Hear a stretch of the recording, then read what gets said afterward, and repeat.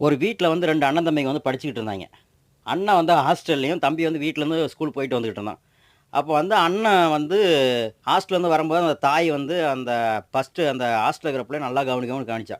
அப்ப தம்பிக்காரன் என்ன யோசிக்கிறான்னா, நாமளும் ஹாஸ்டல்ல இருந்தா நம்ம அம்மா நல்லா நம்மள விருந்தோம்பல் போல நல்லா கவனிப்பாங்க போல, அப்படின்னு சொல்லி போய் ஹாஸ்டல்ல தங்கி படிக்க ஆரம்பிச்சானாம்.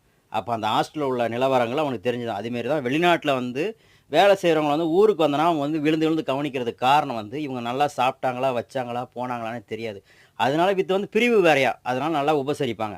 அதே மாரி வந்து பார்த்தீங்கன்னா, வெளிநாட்ல வந்து யாரும் வந்து காசு பணம் உள்ளவங்கள தான் மதிப்பாங்க, வந்து சம்பாரிக்கிறாங்க போனா, யாரும் வந்து வெளிநாட்ல வந்து ஈஸியா காசு பணம் மேக் பண்ணலாம். ரொம்ப கஷ்டப்பட்டு சம்பாரிக்கிறாங்க.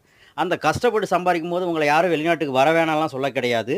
நீங்க வந்துட்டு ஏஜென்ட் ஃபீஸ் கம்மியா கட்டிட்டு வந்தீங்கன்னா, இங்க கஷ்டப்பட்டாலும் உங்களுக்கான பலன் இருக்கு. அத விட்டுட்டு எல்லாம் நம்மள வெளிநாட்ல இருந்து தான் வீட்ட தூக்கி கொண்டாடுவோம்னு சொல்லிட்டு ஏஜென்ட் ஃபீஸ் கட்டிட்டு வந்து நின்னுட்டு கஷ்டப்படாதீங்க.